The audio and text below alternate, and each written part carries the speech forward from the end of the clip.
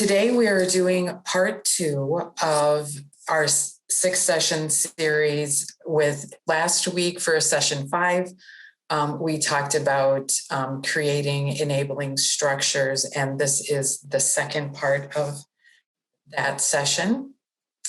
I just thought I'd briefly talk overall some of the things that we were hoping that you would learn from our 6-session teleECHO, in that we were hoping that you would learn techniques in mobilizing new stakeholders and deepen relationships with existing stakeholders, and accelerate process for the initiatives that you're working on.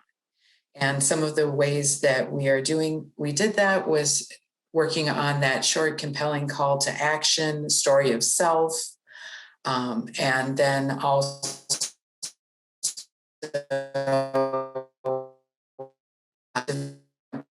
story, creating it. And then today we'll be focusing on utilizing best practices for building strong, effective teams and coalitions.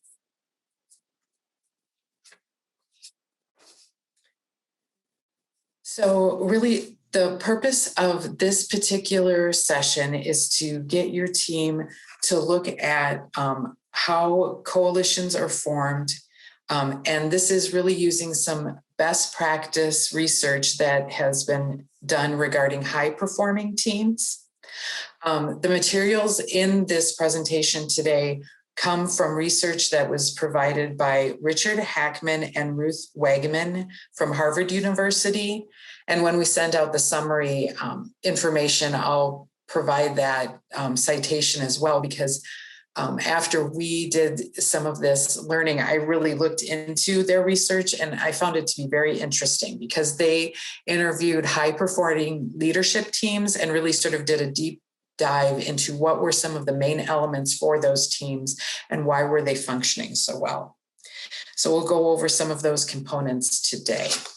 So one of them, so through that best practice research that they found that you really need to create enabling structures. And that's by creating a shared purpose for your leadership team, looking at the interdependent roles of that leadership team and what those roles are, creating norms for governing team behavior. So those are going to be some of the 3 things that we'll be discussing today and their definitions. And I think too, not only for a leadership team, but when you think at your broader coalition level, I think some of these things can certainly transfer to them as well. They're just very important team goals to be looking at. So we'll focus quite a bit on creating that shared purpose. And it's almost like looking at what someone typically calls a mission or vision for your group structure, but it's just a little different. And the thing about a shared purpose statement is that it needs to be motivational, it has to be consequential or have consequences, and then it has to be known by all and understood by all of your leadership team.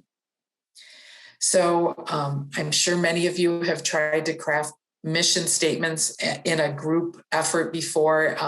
It can really be incredibly, actually painful to do. So through the best practice research that Wegman did, they found that actually doing it in a little bit different way. So there's a sheet that we have that we'll be doing for our breakout session today that you can actually use. You give it to the individuals in your group. You look at the 3 different columns and get the particular elements together on an individual basis. You're not doing this in a group process at this point. You're going out and working on this particular worksheet on your own. Then you come back together. And this, when you're coming back as a group, you're using the whiteboard in Zoom. When you're in person, we've actually had those Post-it notes. We've had group sheets where people take the worksheet and then some of the main elements, you're going to the 3 different columns that you might have posted and getting some main ideas for the different sections that we'll talk about. And so that's where you're getting sort of the main themes that you did on an individual basis, coming back to the group, looking and finding as a group discussion some of the main things. And then you send one person away to sort of get a unified paragraph as to what that looks all as one.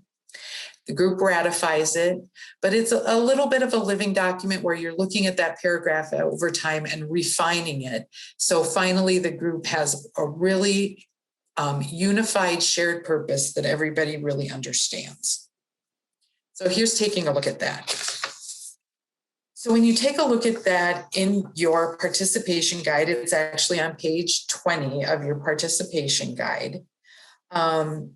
At this point, we'll just sort of walk through that and walk through some of the norms and roles a little bit later, and then we'll do this as our breakout session at the end of the presentation. So I found this to be very helpful. It kind of breaks it down. You're doing this on your own. So when you're thinking of your group overall, you're asking, what are you organizing about? So who are you organizing in the first column? So what kind of group? It's hospital providers, or it's area agency on aging, or it could be a continuum of care groups. So it's, home health agencies along with the health providers, along with maybe some skilled nursing facilities. It can be as many organizational groups as you think is appropriate for what you need to do. If we reference back my example that I had in the very beginning, I would write down in that column, I'm organizing home health agencies. Then the next column, you're talking about your vision and values. That's what is going to bring people to the table in that. So what are you organizing about that's going to be motivational for people wanting to join your group? You want to increase the quality of care. For my home health work group, I want to help people have the appropriate services at the right time so they can stay in the community for as long as possible. Sort of like a vision of what a perfect world would look like in that column for your particular group. Then the last column is what you will achieve by doing these things. By bringing these people together and having that vision, you're going to help reduce unnecessary hospital readmissions, or collaborate on a new program. That's the actual concrete thing that you will be achieving by having those people come together with that mission and passion. What are you going to achieve by that? So I think it's a great worksheet for kind of consolidating ideas and getting that shared purpose summary statement together for your group. So here is one that was developed in our last scope of work by the Care Coordination Community Coalition for Lake Superior Quinn. We are now Superior Health Quality Alliance, but in the past scope of work, we had a little bit different configuration. And as you can see, some of the key words for taking those 3 columns in the past slide and bringing them into a consolidated paragraph for your shared purpose statement is here. So we, the Lake Superior Quality Innovation Network, are organizing with column number 1, healthcare providers, community-based organizations, pharmacies, senior care facilities, and other community partners to identify and address chief causes of hospital readmissions within the community by developing and implementing cross-organizational improvement strategies in order to expand coordination of care across care settings, which will reduce hospital readmissions and adverse events, and even by a date, July 31st, 2019. So that by taking those sectional columns on the previous slide here, it helps to form that shared purpose statement. So this is what we'll be doing as our breakout session. I'll go back to that in a little bit, but I did want to touch on a couple other components of highly effective leadership teams. And that is convening the right people for your group. And that, again, is really thinking about would be the right people from that column number 1 that you would want. And that's having those individual personal one-on-one meetings with them. And who would be those people, the right people that would be continuing with the collaboration. So after you meet a few times, maybe even develop that shared purpose statement, you find a few people aren't attending, you reach out to them, they say, honestly, I don't think I'm the right fit for this, but I can refer you to someone else in my organization who really has knowledge of the home care referral process. And I'm going to have her join your group. I'll give you her contact information. You can reach out to them. Sometimes you even have to, once you've met a few times and see that you've solidified your statement of purpose, then you might find out that there's a few different people that you want on your leadership team. And you might even do a relaunch. And then you're really solidifying what you're doing, and you've got the right people at the right time for that relaunch that you do after you've convened your leadership team for the first few times. And then also, it's important to think about, too, who some of those actual roles would be within the leadership team. And there's another practice sheet that hopefully we'll have time for you to do. We might not have time today, but it's talking about who do you think would fit well for just the organizer of the meetings, who's going to send out meeting invitations, who's going to get the agenda together, some of those logistical things. Who's going to be the person who's a great facilitator, keep things moving, get people to work together, really is sort of an inviting person to sort of facilitate those meetings. Who's going to actually be the note taker at the meeting? Who, in this virtual world, think about who's going to monitor the chat and do some of those technical things, maybe do some polling for you, or make sure the whiteboard comes up and gets populated. And then who might be a good leader for some of the subgroups that you have. We've had some groups kind of spin off from one of our larger coalitions where they're focusing on advanced care planning, social determinants of health. Some of the subgroups that we've had, I've had great leaders who keep them moving along and then bring it back to the larger group. So who are key partners in that? This is just an example of your first meeting agenda, a potential one. Some of these things look very familiar, I think, of any typical agenda. But you would have your welcome and introduction. People kind of get to know each other, go over the agenda, and then do that actual, why did you come here today? Why are you passionate about this work? This is where your story of self could come into play, where you're talking about your personal reason why you've come to this work, or even why you as a professional have found this is important over time. That's where I could do the story of self, where I talked about home care and the importance, or either all the home care work that I've done now, and I find that even with the patients that I've interacted, why it's important. And then move into developing that shared purpose. And that's the work that we'll be doing today in the breakout session. And then you can talk about establishing some of those roles and those and norms for the group. And then talk about where should we do other outreach for more inclusivity into this group, other stakeholders that might be appropriate, and then establish regular schedule and next steps. So I'll talk a little bit too. To me, this seems very heavy. I think that this is a lot for either you might have to have a 2-hour meeting to address all of these things, or maybe you want to break it up into 2 1-hour sessions. But this is just trying to include some of the main things that you really need to do when you're first forming and working with your coalition. Or even now, say you feel like it's been going on and you need a refresh. This could be a relaunch that you introduce to your group that's been meeting for a while too, just to really hone in on what you need to be working on, who's going to do what, and then what are some of the norms for what you're doing. So then I think this kind of gets into your Robert's Rules of Order for a meeting, but really it's very important to be explicit about some of the things that you have for norms for your group. I mean, I certainly find that when I'm just going along and meeting actually for one of the executive teams that I oversee, you know, I don't have a norm that you need to show up to the meeting or have somebody else come from your organization so we can keep things moving along, so we don't have to keep revisiting, action items every week. Really being very explicit about what are expectations, and if that particular member can't meet, is there someone else they know who can fully participate in the work?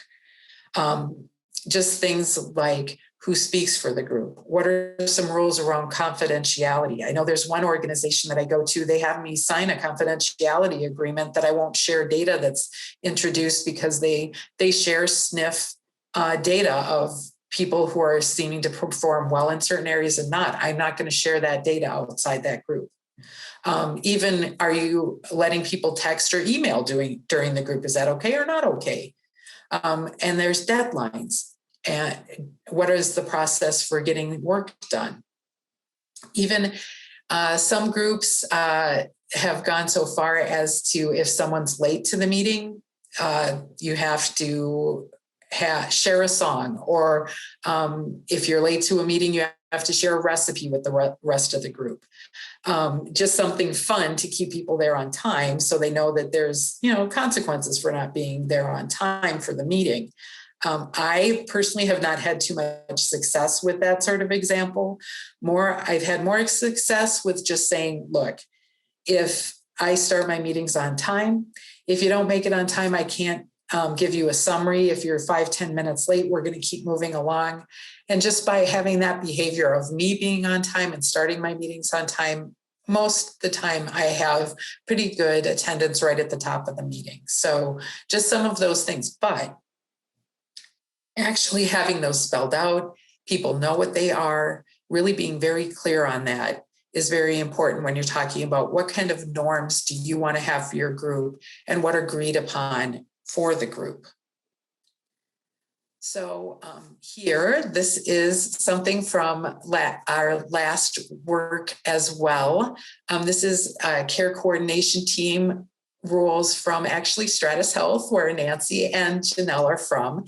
Their group developed some that I thought were just certain great rules, like we just, as we've done here, just a regular check-in, a little bit about how things are going outside of work, so you get to know the group members a little bit better. Be open and transparent with your communication. Decision-making is done with majority and sort of, I can live with it rule.